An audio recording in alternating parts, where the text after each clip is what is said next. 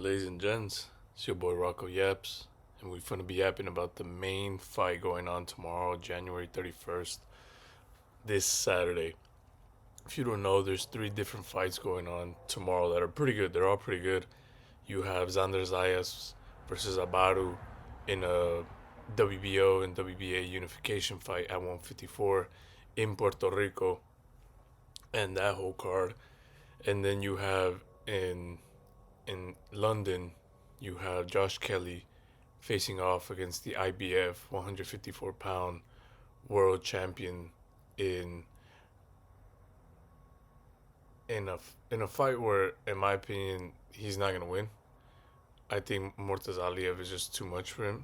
But the main fight everybody's gonna be focused on is none other than this one, the Ring Six, featuring the main event of Teofimo Lopez defending his WBO and the Ring Magazine world champion belts at 154 pounds, at 140 pounds, my bad, against the current WBC 135-pound champion in Shakur Stevenson. Now, the first fight of the night, it's your typical prospects kind of guys. This one's a little interesting in the sense that Ziyad Al Mayouf, the guy to your left with the flag, I'm not gonna try to even guess where that flag is from. I don't know if it's Pakistan or Saudi Arabia. I'm not gonna, you know, but he's obviously being built up as, the next up and coming guy. In well, not next up and coming, but like they're trying to build him in a way to make the first world champion of that place. They don't have a history of ever having a world champion ever in any weight category. They're not very known to be um, a country that produces uh, high talent and world level boxers. So it's obvious that they're trying to push him because most of his fights are in big events that are hard to get in. Yet he's consistently in these big events, building up his career. As you can see, he's not a knockout artist by any means necessary. He's more of a tactician. He's more of a break you down type of style, and he's currently at 7 victories. One of those victories by knockout, 0 defeats, and only one draw. His seventh fight, he has 6 wins in a row, and then the seventh fight he had was a draw. Um, and the funny thing is that it was against a guy who is very similar to Castillo. Castillo's from Spain, and the guy that um, Ziad tied against was a Mexican man, but they're very similar in the style of they fight the exact same way. They have the exact same records, similar records. I a similar height. It's almost like a carbon copy of each other. Like they were like, hey, make a Spanish version of this guy. Kevin Castillo is that guy.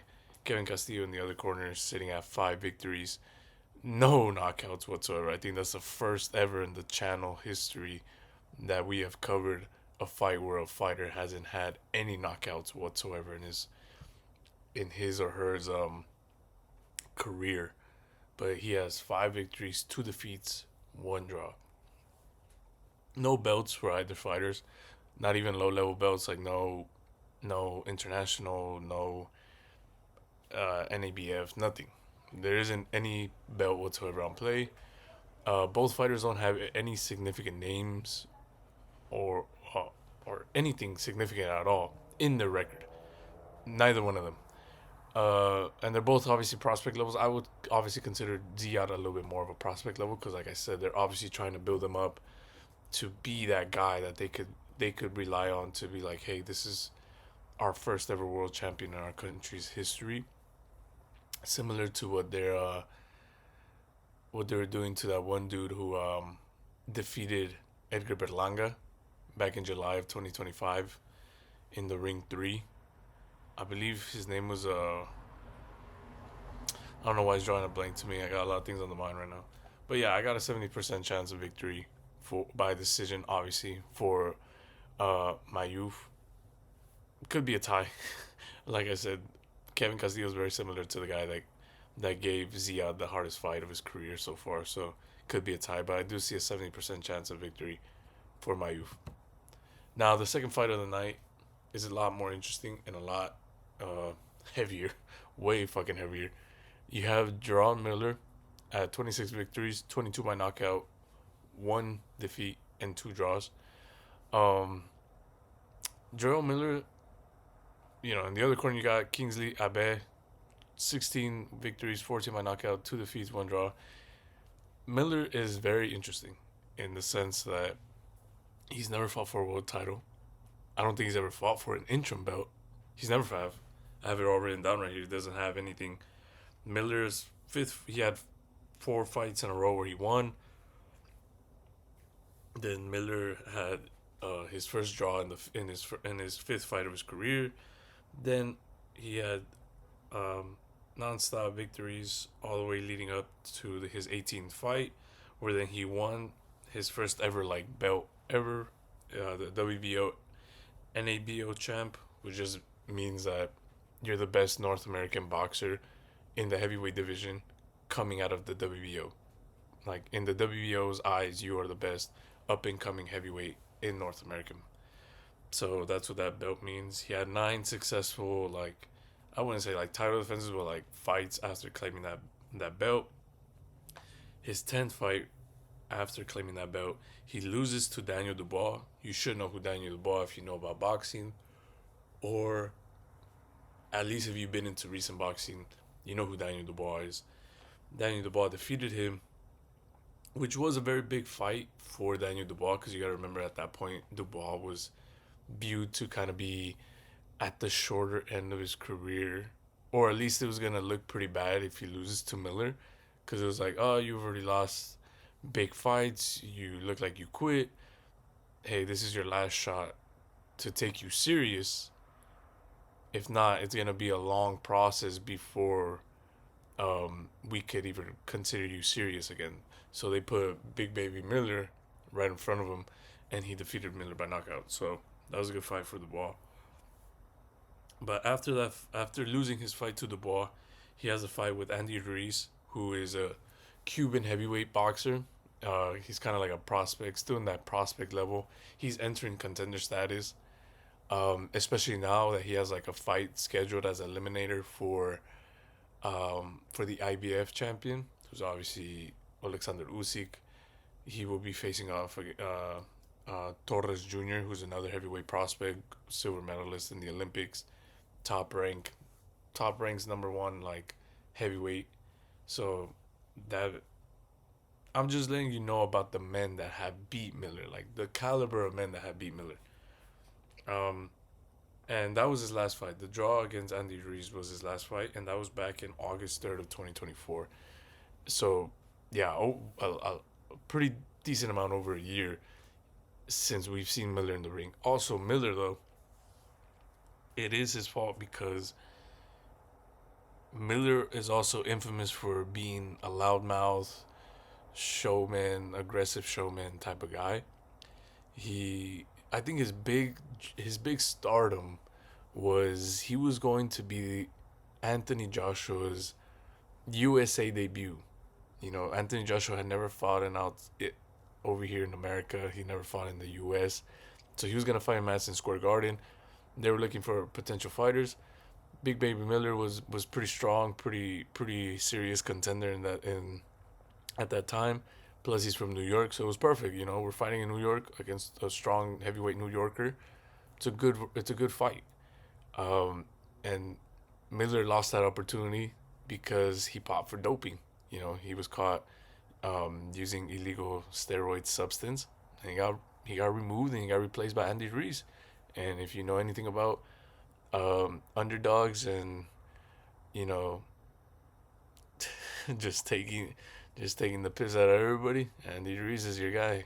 I mean, he defeated. So that's an opportunity Miller could have had. I'm not saying he would have done the same, but that's an opportunity he could have had, and he lost it.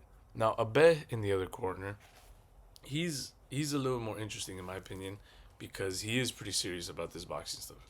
He is fit. Miller came in at 317 fucking pounds. Point five too. I forgot I had the point five. I remember right now. 317.5 pounds. And it's like It's like, what the fuck, you know? I get it. It's a heavyweight. It's the big boys. But Miller's not a tall dude. He's not a fucking ginormous tall dude. He's barely like an inch or two taller than Usyk. Usyk's like 6'2". So it's like modern heavyweights, you got fucking monsters 6'6", 6'7". No fucking pun intended with that. And those guys weigh like 20, 30, 40 pounds less than Miller. So it's like Gypsy King, you know, he's 6'9", and he's like 6'9", 6'9" and a half, and he weighs like 280 at most. And he's like 40 years old, and he's weighing like that. So it's just, I don't know. But I bet in the other corner, his second fight was a loss, so he won his pro debut. Then he lost the very next fight. He had four victories after that, where he then he drawed, and then the very next fight after his first draw, he lost again.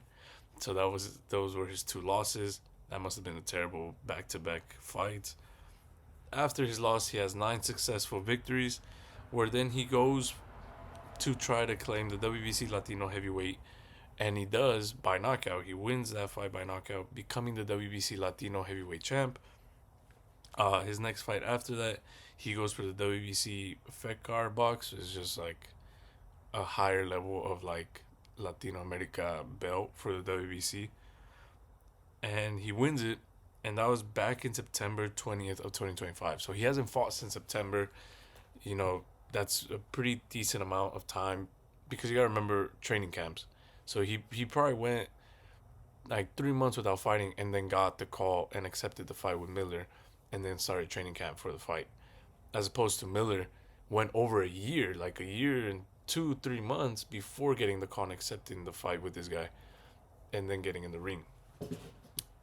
I have it written down right there. I do believe that this, in my opinion, is a way to set up Miller, more specifically to set up Miller, because Miller does have the bigger name. He does have the bigger uh like fandom, I guess you want to say. It's just more like he's more known than Abe in boxing in general, amongst the the casual boxers fans, and then amongst people like me that are obsessed with this sport. Miller is more known than Abe, and they could possibly be trying to do that same thing what they did with Joshua. They could probably be like, hey, we want to put Itama, even if he's not the main event of the night, we want to put Itama in a fight in the U.S. so the U.S. could start learning who he is more, so the U.S. people could start seeing who Itama is. And hey, we could do that at Madison Square Garden against the New Yorker like Big Baby Miller. So in my opinion, I do believe that, put your fucking tinfoil hats on. I do believe that this is a way to try to get Big Baby Miller to be the next opponent for Itama, if Itama could get next past his fight with Franklin, which I do think he does. It just got postponed because Itama suffered an injury, and that postponed it for like 2 3 more weeks. But once he gets past that, who's next? They're still building him up, and I think it's smart to build him up before sending him to someone like Usyk. If you build him up outside the UK and outside Saudi Arabia, you build him up in the US. That's the only big box to check out for somebody who's a fighter in Europe. When you're a fighter in Europe, the central place in Europe, the capital in Europe to fight big boxing events and big fights is the UK. But then outside the UK, it's the US. So it's like, and then right now, currently, Saudi Arabia is another capital going around where it's like big fights happen over there. Itama has fights in the UK and in Saudi Arabia. He doesn't have fights in the US though. He's never been to America at all. And obviously in America, the biggest place to get fights is the US. So I do think he is being like set up to be the next opponent for Itama, especially if they want to bring Itama to the US. But I bet could be that guy also to fight him. I just personally think that they're focusing more on Miller because he does have a bigger name. People do recognize his name and him more than Abe, and because Miller is from the U.S. and they would want to bring a guy who is from the U.S. but they know Itama could beat up while at the same time giving Itama credit, and that's perfectly Big Baby Miller. Now, to shut my ass up about this match. 65% chance, in my opinion, for a bet. I think a bet is just gonna come out. I also don't think this fight goes the distance. These two are two big ass boys, and they hit fucking hard. So I just don't see this going the distance. So in my opinion, Abe wins this via KO in the fifth to seventh round. I just don't see this going distance. So 65% chance for Abe. Now the unfortunate cancellation of a pretty fucking good fight in my opinion that I was really interested in watching. It's Carlos Adame defending his 160-pound WBC World Championship title against Austin Williams has been canceled. Both fighters came in, both fighters weighed, they were good, but Adames was sent to the hospital because it was reported that Adames was suffering from severe dehydration. He was feeling woozy, he wasn't feeling right. So they decided to check him up in the hospital, and the hospital deemed it was because of severe dehydration, and they said that because of this, we don't feel comfortable, and we're gonna give the red light on this fight. So Adames was pulled out literally one day before the event, and Williams was kind of looking like, hey, I just busted my ass trying to go for this world title fight. It's his first world title fight ever. Now what's going on? But they have said that they were scramming. The moment they found out they were scramming for opponents, and he is still fighting. So Austin Williams is still fighting tomorrow, despite it obviously not being for the opponent and for the title that he would rather have liked. So the new replacement of the night is Williams versus Toussaint. Um, Austin Williams is currently at 19 victories, 1 defeat, 0 draws, 13 victories by knockout. His new opponent and his late replacement is Wendy Toussaint, who is 17 victories, 7 of them by KO by knockout, 3 losses, 0 draws. This is literally a last minute replacement in order to have Williams still be able to fight tomorrow on the 31st. He went from being like third fight of the night to now being like the first fight of the night, I believe so, with this replacement, which in my opinion, it shouldn't be. Like, he shouldn't be below like Ziyad and those prospect guys. And in my opinion, he should be above Miller, but like I said, obviously Miller is probably a little bit more well known than Williams or Toussaint combined, so they have them below. But in my opinion, this is still a pretty decent fight. I mean, literally, I put it right here. Toussaint, like, this is the best replacement, last minute especially, replacement fights out there that I've seen so far. Toussaint, he's a good fighter. To have someone like that as late replacement is only going to give you more credibility to go for the world championship fight. Now, Williams had 14 straight victories in his professional career. His first 14 fights were all wins. Then, in his 15th fight, he decides to go for the IBF North American belt, which, like I said, just means that via the IBF, they view you as the best North American boxer coming out at 100. I think they fight at 140 pounds. No, I'm fucking mixing up my fighters. They obviously fight at 160 pounds. So, from the 160-pound division, the IBF claims you as the best North American boxer coming out right now. And he wins that in his 15th fight. He successfully defends this for one time, and then he loses his 17th fight going for the WBC Silver. So he was trying to upgrade his belt to the WBC Silver. He was trying to claim that belt, which is a little higher than the IBF North American. And that was his first loss of his career, and so far his only one. So after that defeat, he has 3 straight victories, wins, and that landed him the shot against Carlos Adames, who obviously is now not fighting him. On the other corner, his late replacement, Toussaint, he has 12. His first 12 fights were all wins. And then his 13th, he loses trying to go for the IBF USA.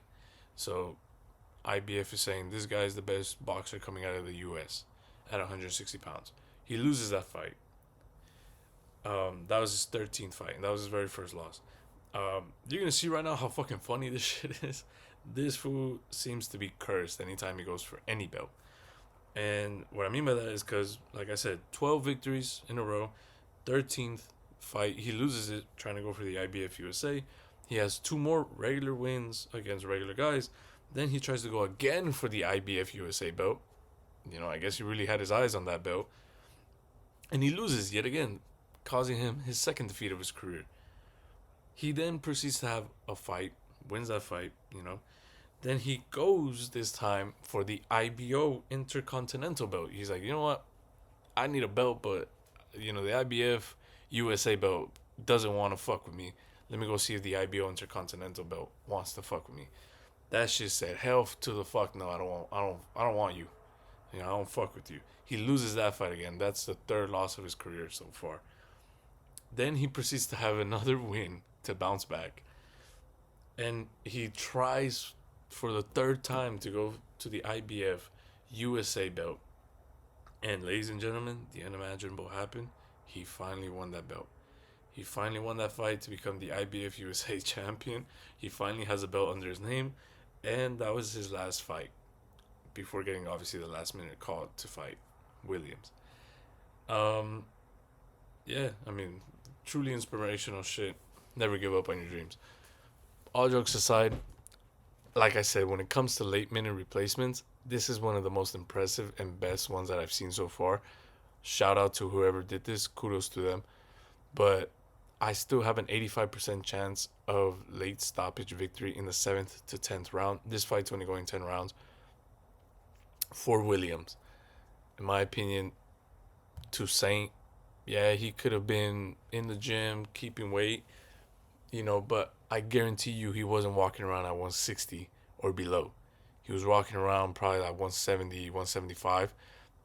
And he was like, if I just go crazy and try to make the weight right now, drain myself, don't eat, sweat it all out, I could probably make the weight. Makes the weight. And usually guys that do that, their liver suffers a lot. That's why they get hit with them liver shots and they go down. And Williams was training hard for a world championship fight against a way tougher fighter in Carlos Adames. So in my opinion, Williams is going to take this. It's just Austin Williams isn't really that much of a knockout artist. He does hit hard, like his record shows. He does have a very respectable power. But it's just like I said, once those combinations start flying, once he starts landing better in the body, I just don't see Toussaint going far in that fight. That's why 7th to 10th round, he's just gonna have enough. Now, fourth fight of the night, we have Bruce Carrington, who is 16 victories, 0-0 in terms of defeats and draws, 9 victories coming by way of knockout, facing off against Carlos Castro with 30 victories, 14 of them by knockout, 3 defeats and 0 draws. Now this fight is for the 126-pound WBC vacant world championship title. So Stephen Fulton, when he decided to go up to 130, he was a champion at 126. He defeated Brandon Figueroa. And, that belt now needs a new champion.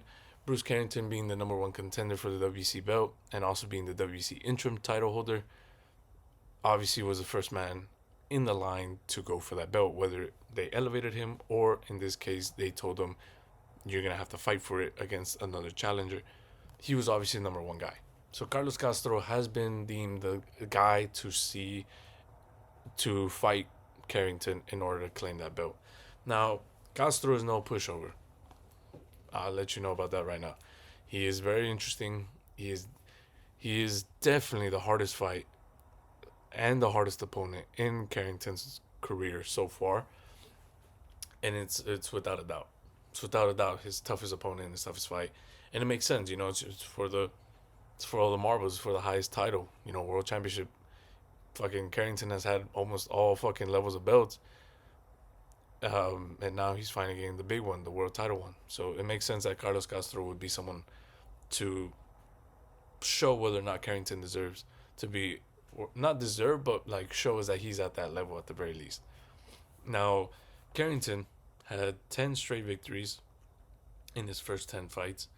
Then on the 11th fight, he decided to go for the IBF International the NABF belt, which is just the North American Boxing Federation via the WBC. Same thing. It just means that this is a belt to represent you're the best of North America. And then also for the WBO Intercontinental title. So three titles on the line for his 11th professional career fight. And he won. So now he's the NABF, IBF International, and WBO Intercontinental champ. He successfully wins another fight after claiming those three titles. He defends them, and then he goes on another fight to add to his collection the WBC silver. So now he has four belts walking around like that shit. You know, he's chilling. He's now the WBC silver, WBO International, IBF International, WBO Intercontinental, and the NABF champ. Two more wins after that, they give him the shot to go for the WBC interim title, where he then wins. And that was his very last fight before calling this fight for Carlos Castro. Now, Castro in the other corner is had 19 straight victories in his name before winning in his 20th fight the WBC USA belt. Obviously, this is all at 126 pounds. He has a good defense where then he goes for the WBC Continental Americas belt, so he decides to upgrade his belt to Continental Americas 2 fights after winning the WBC USA belt. Does that successfully. 5 successful victories later, he tries to go for the WBC Silver and WBO Intercontinental at 122. So for whatever reason, I guess he said, hey, this is a big opportunity. I can make 122. I want to go down there and fight Luis Neri for the WBO Intercontinental and WBC Silver titles at 122 pounds. He loses that fight. You know, obviously after that fight, he decides, hey, you know what am I doing at 122? It's probably just too much for his body to make that weight. He goes back up to 126, where he fights Brandon Figueroa and he loses. So back-to-back losses. After the loss to Brandon Figueroa, he has 3 straight victories before he loses again to the likes of Stephen Fulton, and that was his latest fight. So, you know, that fight that he lost to Stephen Fulton, that was the fight that gave Stephen Fulton the opportunity to go against Brandon Figueroa to win the World Championship belt for the WBC.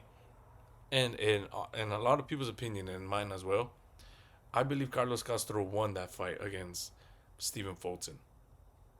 Now, whether he won or lost, it still shows though a level that he is consistently at. Luis Neri is a world level contender fighter. He's only lost to Naoya Inoue. He was the first person to drop Naoya Inoue, so it's like, you know, that's no slouch. And then plus you gotta remember, Castro was forcing himself to shed 4 more extra pounds to make the weight. And then you have Brandon Figueroa, who's 2 division world champion. So, you know, had tough fights against the likes of Stephen Fulton. So it's like, that's no slouch either who you lose to. And then Stephen Fulton, even if he did lose in the eyes of people, it's still somebody like Stephen Fulton, who's a 2 division world champion and is now fighting in a 3rd weight category. I mean, he got schooled, but he's now he's no slouch either. He's a very technical, good fighter. But that's what, even considering if you think he did lose that fight, which in my opinion he didn't. He beat Stephen Fulton in my eyes. So it's like he's showing consistently at a level that only world title level fighters can beat him. Now, that's why I keep saying that this is the fight to show to us and prove to us that Bruce Carrington is a world level fighter, that he's a world championship level fighter. So with that being said, this is a good fight.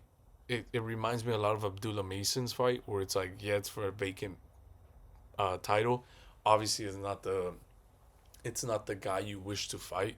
Like, obviously, I'm pretty sure Abdullah himself would have liked, as well as us fans, would have liked more him to go for the WBO belt against Keyshawn Davis. But hey, stuff happens. Keyshawn Davis got stripped. He's no longer the title holder. They have him in another fight. but it was still a good way to show the world I deserve to be a world champion level fighter, and I'm gonna prove to you guys that I am. And he proved it. In my opinion, Abdullah Mason did that.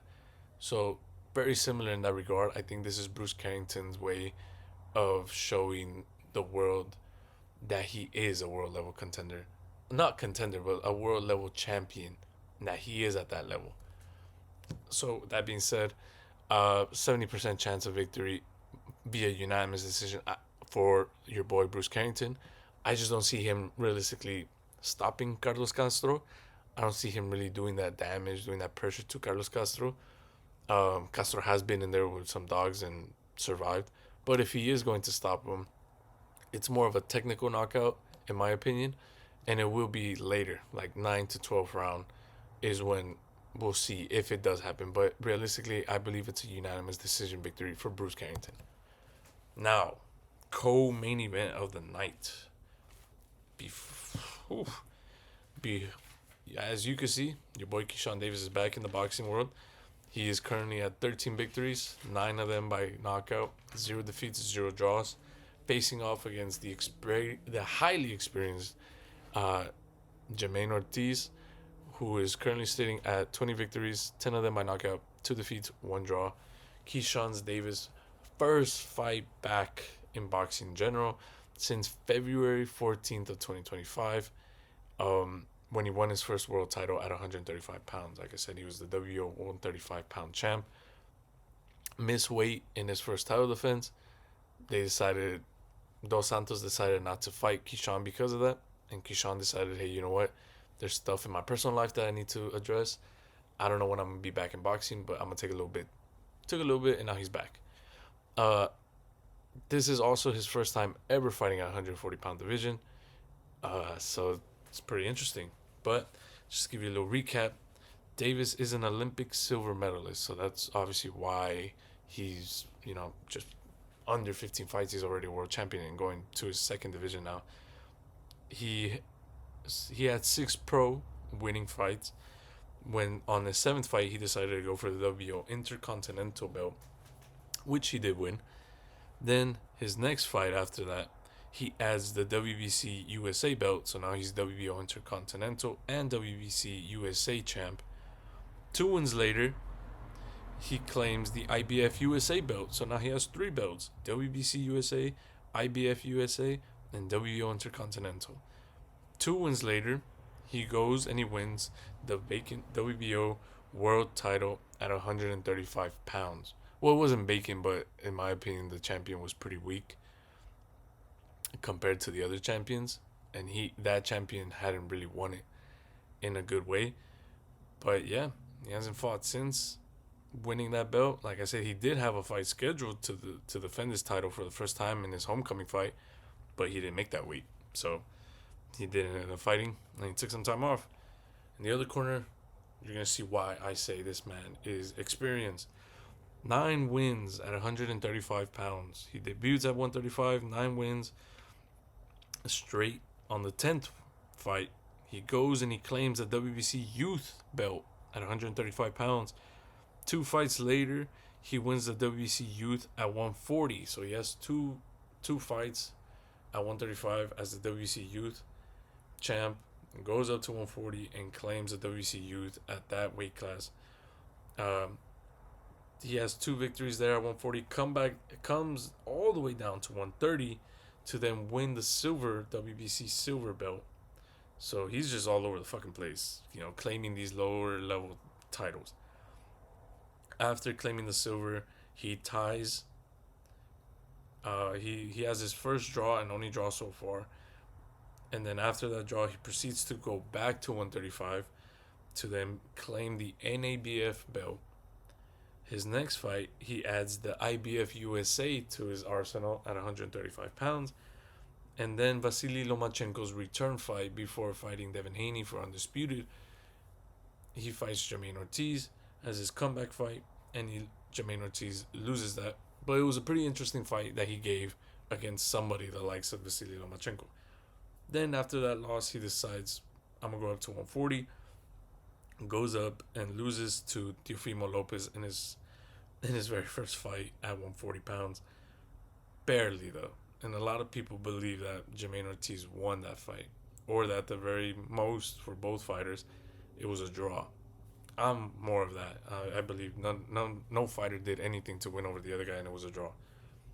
And then he had three more wins after that, before we are now here facing off against Keyshawn Davis. Now, the reason I have a 60% chance for Davis is because I have him slightly over, but it's still going to be very hard in the sense that you got to see it from both perspectives. A 60% chance because it's hard, but I have him winning because of the same thing. The opponents Jermaine Ortiz has lost against. He's faced and lost against the likes of Vasily Lomachenko and Teofimo Lopez. But at the same time, those two reasons are why I have it as a very difficult fight. Apart from his style and his record, but then I also have the edge to Kishan because it's like, yeah, but when he faced Vasily, he lost convincingly. Even though he did decent against Vasily, he did lose convincingly to him. But it was against the Vasily that was already old. It was an older Vasily Lomachenko who took over more than a year off of boxing because of the war of Ukraine, where he was helping and he was over there not boxing, not doing anything, and he had to ask for permission to be able to come back to boxing. And and he lost to that Vasily, not the prime Vasily Lomachenko, before the war.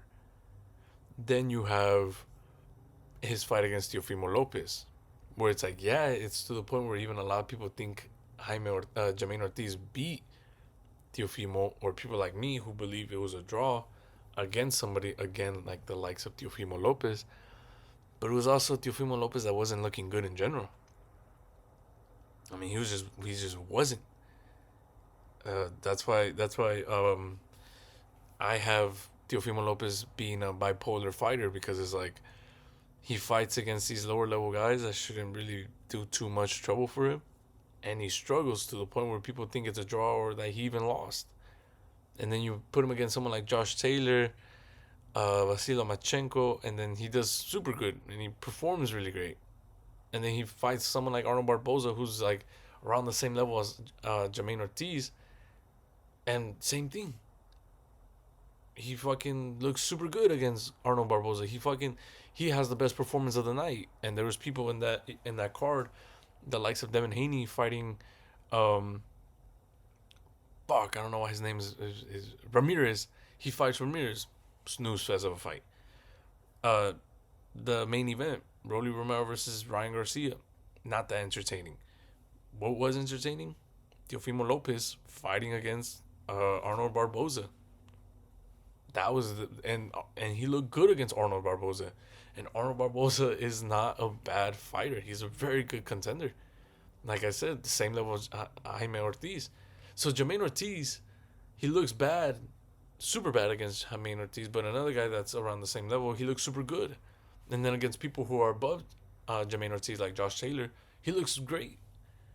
So Teofimo Lopez is a bipolar ass motherfucker when it comes to the ring. And it may seem like even below the ring. But that's why I have a 60% chance of victory via unanimous decision for Davis. I don't see Davis stopping Jermaine Ortiz. I just don't see it at all. I don't think he has the power to do that. I don't know how his power will even translate, how well it will translate to 140 to the new division. Just overall, I don't think it will. Now, the main event of the night, Teofimo Lopez, the WBO and the Ring Magazine World Champion, currently sitting at 22 victories, 1 defeat, 0 draws, 13 of those victories coming by way of knockout, facing off against your boy Shakur Stevenson, 24 victories, 0 in draws and defeats, 11 of those victories coming by way of knockout. This is also Stevenson's first time ever at 140 pounds. He looks very good, by the way. He doesn't look as small as I thought he would be compared to Teofimo, who's more natural of that weight class. Teofimo is more naturally a more heavier and built man than Shakur. And Shakur was even able to debut at 126 pounds. And the lowest Teofimo ever went was 135. and even then he was a pretty decently built man for that weight class. Like I said, it's for the WBO and the Ring World Champion titles at 140 pounds, which are Teofimo Lopez's. Now, um, I didn't write down every single thing like I usually do for these fights because you should know, in my opinion, who Teofimo Lopez, Shakur Stevenson are. But just a little recap, the whole drama of was Teofimo, was he, was he or was he not, undisputed champion at 135. That's up to you. But he was at the very least unified, three belt unified, and Ring Magazine unified world champion at 135 pounds. And now he's the WBO and the ring champ at 140 pounds. So he's two weight division champion. One of them unified, the other one not. And in those two divisions, surprisingly, pretty impressive in my opinion. Both of those divisions that he's been in, he's been also the ring champion, which is just like the belt to signify you're the man in that division. And he's currently sitting at 140. He's obviously had talks about going to 147 when Boots was still there and he was still champ. Boots left, Crawford left. Just it seems like there's no real interest at 147 anymore, despite there being pretty big fights and names up there. Obviously, like Ryan Garcia, Rolly Romero, Devin Haney, Conor Ben, Mario Barrios, Pacquiao if he comes back and he wants to fight Teofimo Lopez. Josh Kelly, Brian Norman Jr. So there's good fights to have at 147 pounds, but for whatever reason, those don't attract them like they did for Crawford and Boots. So who knows? But Shakur is a silver medalist in the Olympics. He debuted, like I said, at 126 pounds, where he became the WBO world champion. Proceeds to go up to 130, where he becomes the unified WBC and WBO world champion, and then currently sitting at the 135-pound WBC world champion of the world. I think he's only been the ring once at 130 when he beat Oscar Valdez in their unification bout and he became WBO and WBC world champion. I could be wrong on that. I'm not sure, but I don't know really if he was or wasn't crowned the Ring Magazine after that. I'd have to look that up. But yeah, he's currently the a champion at 135 for the WBC.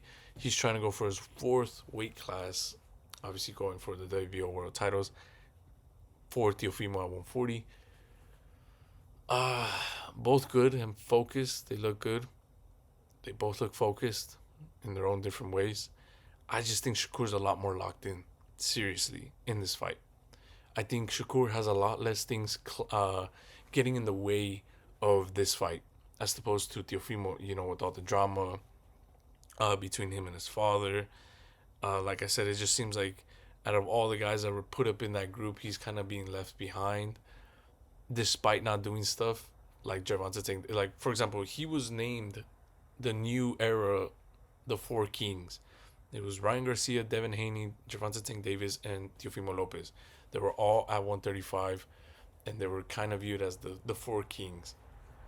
And people wanted them to fight, especially him and Haney had a lot of beef and, a lot of animosity towards each other, and it seemed like that fight would be the one to happen more than any other between the Four Kings. And it just never did because of Cambosos, obviously. But it just seems like he's the one getting left behind in terms of popularity and big star power and big fights, as opposed to, and he's trying. It's not like he's not trying. He's actually trying, yet he's still getting left behind compared to someone like Tank Davis, who's obviously is not fucking trying whatsoever to be any good at boxing, to be any legendary fighter in boxing's history. Yet he still has more star power. He still fills up more more stadiums, more arenas. He still has bigger numbers, bigger sales, and it's just like he's not even trying. Yet Teofimo Lopez is trying, and he's not getting successful at it. Then you have Devin Haney. 35-pound undisputed champion, goes up to 140, becomes WBC world champion, and is now currently the WBO world champion at 147 with big fights lined up for him. Then you have Ryan Garcia, never won a world championship belt, still pulling more bigger, better fights than Teofimo Lopez. So it just seems like all that thing combined with Shakur now seems to be at the very least at the same level as him in terms of popularity and stardom, despite being considered a boring fighter like 2 years ago. It just seems like that combined with like the whole his father thing, like oh they got him eyewitnesses and they even got a video of him throwing up and he's an alcoholic and whatnot. It just seems like there's a lot of things kind of going in the way of him fully being locked in at 100%. It just seems like those moments where he has intense stare downs or intense moments, quote unquote, it seems very forced in my opinion. It seems like he's not trying to only convince the audience and his opponent, but more like he's trying to convince himself, like, hey, lock in, we're focused. As opposed to Shakur Stevenson just seems like very dialed in.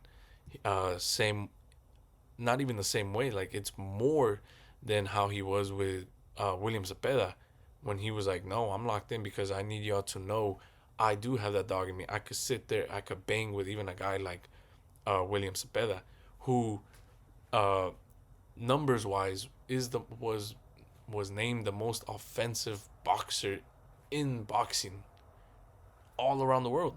In general, he was just named the high with the most numbers and the stats wise prove that he was the most offensive boxer.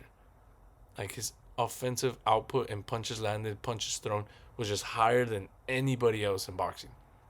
So I just see that same, but a lot more. It just seems a lot more personal, a lot more desirable, a lot more to prove, especially because I think there's more things on the line. Like Teofimo Lopez is a more credible, bigger, and decorated name than William Cepeda.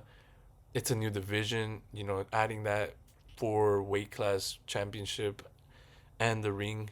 Like I said, I don't know if he's ever been the ring champ ever. This would probably be his first time if he's never have. So it just seems like he's more locked in than he was with Cepeda, and with Cepeda he was already super locked in. But yeah, that's why. And then also like even though it's a very close fight still, I'm always gonna say this: in a 50-50 coin toss match, and you're like, no, I have to pick one, but it's so 50-50. I don't know who. It's too tough to call. Like this fight. Chale, well, the thing I fucking do is that I always ask myself two things, and that helps me identify who I'm gonna go for. Whether it's just to say, oh, I'm gonna go for them because I think they're gonna win, or even up to the level of being like, I'll put some money on it.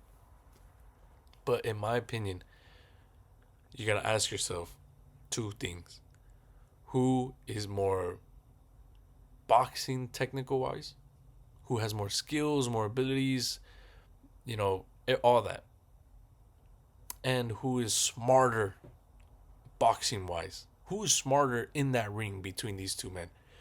Who is smarter and who's more technical, better equipped, better arsenal in that? Even if it's by a slight amount on both of those categories. Who has it more than the other guy when it comes to being in that ring? My opinion, in both of those categories, Shakur Stevenson outdoes Teofimo Lopez. It's a 50-50 fight. And it's hard because especially you got to remember, Teofimo's already been a while at this weight class and is more natural to his body, as opposed to Shakur, who debuted at 126 and now is at 140 for his first time ever. So, in my opinion, with that being said, it's a tough 50-50 match, but I do believe I have to give the little edge. That's why it's a 60% chance of decision victory. Not even unanimous. I think it's a decision victory for Shakur Stevenson. Because I believe even if by a slight, he is more intelligent in the ring and he has more skills and arsenals in the ring compared to Teofimo Lopez. Even by a slight, like I said, I'm not saying he washes him in those two categories. I'm just saying he's a little bit more. It's a little bit more than Teofimo. And in a 50-50 fight like this, those are two things I ask myself, and I base my choosing, my picking off those things. So that's why I got Shakur Stevenson becoming a 4-weight division champion, becoming a ring and WBO 140-pound champion, and giving Teofimo Lopez his second defeat of his career. And either way, I just know this is gonna be a banging fight. I just know this is gonna be one hell of a fight. But with that being said, ladies and gents, thank you very much for taking time out of your day to watch this video. Thank you for taking time out of your day to hear my ass yap about this shit. But hey, stay tuned for Sunday. We're gonna drop that video on Sunday, seeing if I was right or wrong, how right I was, how wrong I was, and what's next for the winners. So, get your popcorn, watch the fight, come back. Come back. I'll be here Sunday waiting for y'all with the new video. Have a good one. God bless. Bye.